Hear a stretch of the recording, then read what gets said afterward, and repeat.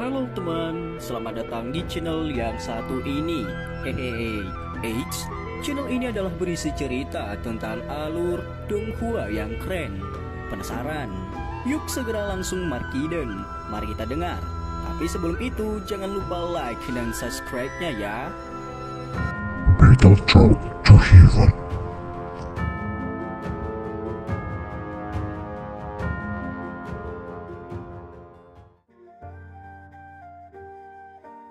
Melanjutkan dari cerita sebelumnya. Awan menutupi puncak gunung sementara seorang pria muda duduk bersila di atasnya. Sosok manusia berwarna perak duduk tepat di samping pemuda itu. Tubuh sosok itu tidak bergerak sedikit pun sementara matanya yang seperti lubang kosong perlahan melihat ke sekelilingnya. Itu secara instan membunuh apapun yang mendekati puncak gunung terlepas dari apakah itu orang atau binatang sihir, bertindak seperti pengawal yang sempurna. Pemuda itu mempertahankan postur ini selama sekitar 2 jam sebelum perlahan membuka matanya. Wajahnya yang agak putih pucat berangsur-angsur pulih sedikit kemerahan. Anak kecil, kekuatanmu terlalu lemah. Namun untungnya, tubuh Anda tangguh. Jika tidak, akan sulit untuk menahan pencurahan kekuatan spiritual saya. Tawa terdengar di hati Xiaoyan saat dia membuka matanya. Xiaoyan menyeringai dan bertanya, Pak Tua Yao, kekuatanmu sudah pulih ke tingkat apa? Sekitar dari bintang 8 Douzong. Peningkatan apapun di masa depan akan sangat sulit. Setiap upaya untuk kembali ke kelas Douzon akan membutuhkan tubuh fisik yang sangat cocok dengan jiwaku. Tian Huo Zunze merenung sejenak sebelum dia tertawa licik. Hahaha, bagaimanapun anak kecil, kita telah sepakat sebelumnya bahwa kamu akan membantuku untuk menyelesaikan masalah tubuh fisik, ucap Tian Huo Zunze. Xiaoyan tersenyum tanpa sadar saat mendengar ini. Tian Huo Zunze sangat membantu. Jika Xiaoyan bisa membiarkannya pulih ke kekuatan Douzon, itu pasti akan bermanfaat baginya. Pada titik ini, Xiaoyan secara alami akan mengulurkan tangan tanpa menahannya. Tubuh asli memiliki tingkat kecocokan yang paling sempurna dengan jiwa seseorang. Jika jiwa secara acak menempati tubuh fisik, kemungkinan efeknya akan sangat buruk. Oleh karena itu, tubuh hanya dapat disempurnakan secara khusus. Xiaoyan menjelaskan dengan lembut.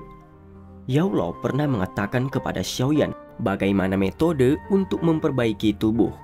Oleh karena itu, selama Xiaoyan menemukan bahan yang diperlukan, dia harusnya bisa menyempurnakannya dengan levelnya saat ini. Kalau begitu, saya akan menyerahkan masalah ini kepadamu. Ingat, kamu harus membuat yang terbaik untuk diriku ini. Jangan mengambil jalan pintas. Meskipun saya tidak pernah memurnikan tubuh, saya juga menyadari bahwa kekuatan ramuannya sangat penting. Itu juga akan menentukan pencapaian seseorang di masa depan, ucap Tian Huo Zunze. Pak Tua Yao, yakinlah bahwa Xiaoyan pasti akan membantumu untuk memperbaiki tubuh terbaik. Xiaoyan berseri-seri saat dia menjawab. Hahaha, lebih baik jika ini masalahnya. Anak kecil, Anda dapat yakin bahwa saya ini tidak akan membiarkan Anda jatuh ke dalam bahaya kehilangan nyawa sebelum kamu memurnikan tubuhku. Tian Huo Zunze tertawa terbahak-bahak. Hatinya memang merasakan terima kasih kepada Xiaoyan. Jika Xiaoyan tidak membawanya keluar dari dunia magma saat itu, kemungkinan dia sudah lama berubah menjadi ketiadaan. Bagaimana dia bisa memiliki kehidupan saat ini? Selain itu, dia bahkan mungkin memiliki tubuhnya sendiri di masa depan dan sekali lagi merasakan perasaan indah sekali lagi menjadi manusia. Xiaoyan tersenyum saat mendengar kata-kata ini. Dengan ahli yang melindunginya, dia akan memiliki modal yang cukup besar yang akan membuatnya merasa sangat aman saat menjelajahi dataran tengah. Namun, meski ada bantuan, meningkatkan kekuatanku adalah hal yang paling penting. Bagaimanapun, saya tidak bisa meminjam kekuatan orang lain sepanjang waktu. Xiaoyan merenung sejenak saat senyuman ini terbentuk. Dia menggerakkan tangannya dan botol giok seperti zamrud muncul di tangannya.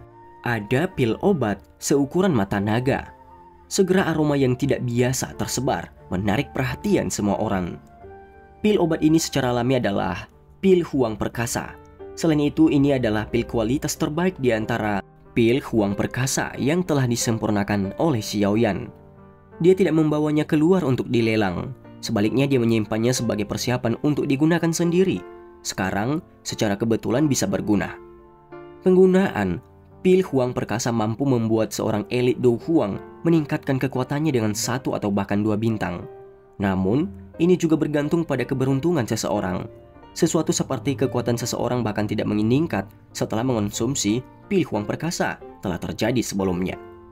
Selain itu, hal yang tidak menguntungkan adalah bahwa meskipun mereka gagal, benda ini juga tidak akan memiliki efek apapun saat mereka mengonsumsinya untuk kedua kalinya. Oleh karena itu, orang-orang yang mengonsumsi pil Huang Perkasa biasanya akan berdoa di dalam hati mereka agar tidak menemui kejadian sial seperti itu.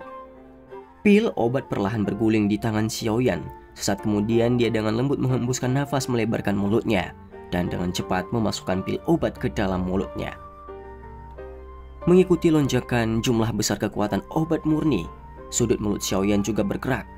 Untung pembuluh darahnya keras. Jika tidak, dia akan kesulitan mengonsumsi kekuatan obat dalam jumlah besar sekaligus. Xiaoyan dengan lembut menghirup udara saat kekuatan obat dengan cepat melonjak dan mengalir ke semua nadinya. Setelah itu, sebuah pikiran muncul di benaknya, dan api teratai hati mengkilap, melonjak di sekitar tubuhnya. Segera nyala api menyerbu ke pembuluh darahnya dan dengan cepat membungkus kekuatan obat yang sangat besar. Setelah itu, ia dengan paksa menarik kuda liar ini seperti sesamanya. Mengikuti rute metode Ki Mantra api, perlahan mulai beredar. Ruang di sekitar Xiaoyan di dunia luar mulai bergetar hebat saat kekuatan obat melonjak di dalam tubuh Xiaoyan. Gelombang demi gelombang energi muncul sebelum menggumpal menjadi pusaran energi di ruang di atas kepalanya. Akhirnya, energi itu perlahan meresap ke dalam dirinya melalui bagian atas kepalanya. Memiliki api surgawi, membuat pemurnian energi belang-belang dari alam menjadi masalah yang mudah bagi Xiaoyan. Dia mampu memperbaiki apapun yang datang, terlepas dari kuantitas yang terlibat. Semuanya perlahan berjalan sesuai rencana, mengikuti aktivasi bertahap dari kekuatan obat di dalam tubuhnya. Kekuatan obat dari pil Huang Perkasa mungkin bagus, tapi itu tidak cukup untuk menyebabkan Xiaoyan saat ini merasa panik dengan kemampuannya saat ini. Semuanya berjalan sangat lancar. Apakah pil Huang Perkasa mampu meningkatkan kekuatan Xiaoyan dengan 1 atau 2 bintang akan bergantung pada hasil ketika saatnya tiba. Puncak gunung menjadi sunyi setelah Xiaoyan memasuki kondisi pemurnian yang lambat. Hanya boneka iblis bumi di sampingnya yang melanjutkan tugas jaga. Pegunungan Qifeng juga terkenal di wilayah utara bagian dataran tengah. Alasannya bukan karena ada Phoenix di dalamnya. Sebaliknya, ini adalah tempat di mana pavilion petir angin bagian utara berdiri. Pavilion petir angin dibagi menjadi pavilion utara, selatan, timur, dan barat. Utara, selatan, dan barat adalah cabang pelengkap, sedangkan bagian timur adalah yang terkuat. Meskipun ini masalahnya, salah satu dari 3 pavilion memiliki kualifikasi untuk diperingkat di antara faksi tingkat atas di dataran tengah. Penyatuan 4 pavilion sebanding dengan beberapa faksi di puncak dan disebut raksasa wilayah utara dataran tengah karena alasan itu. Pegunungan Qifeng pada dasarnya sangat sulit. Puncak gunung yang terjal tertutup lapisan kabut yang meninggalkan perasaan seperti surga. Puncak Gunung Qifeng sepertinya telah dibelah menjadi 2 oleh kapak yang sangat besar. Ada banyak bangunan yang terlihat sebagian tersembunyi di dalam tanaman hijau subur. Bagian yang paling mencolok dari seluruh puncak gunung adalah pagoda besar berwarna perak yang terletak di puncak tertinggi. Pagoda yang sangat besar ini yang meluncur ke langit dinamai Menara Petir Utara. Tubuhnya ditutupi oleh warna perak cerah. Samar-samar terdengar suara gemuruh guntur yang dipancarkan darinya.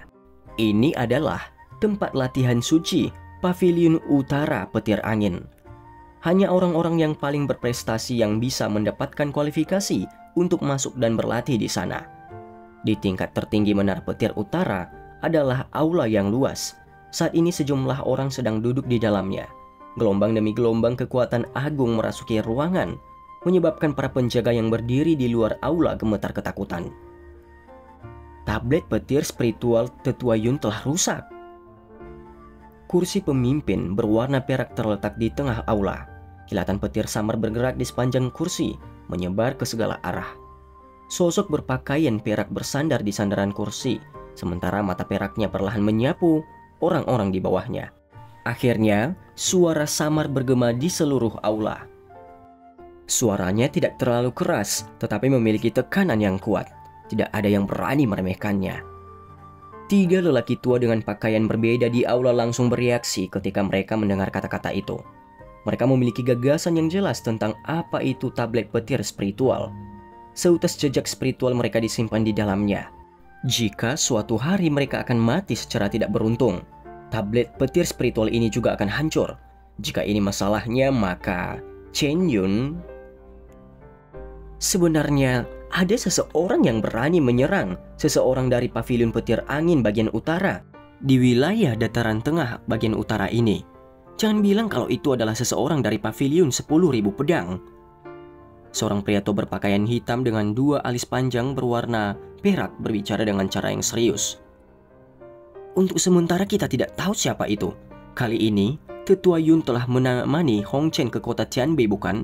Feng, Lei, Dian, kalian 3 orang tua harus menyelidiki apa yang terjadi. Tangkap orang yang menyerang terlepas dari siapa dia. Bahkan jika dia adalah seseorang dari pavilion 10.000 pedang. Anggota dari pavilion petir angin bagian utara bukanlah orang yang bisa dibunuh dengan mudah. Sosok manusia berpakaian perak di kursi pemimpin perlahan memerintahkan.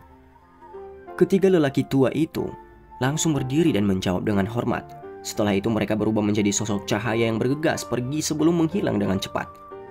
Aula besar sekali lagi menjadi kosong dan sunyi setelah ketiga lelaki tua itu menghilang.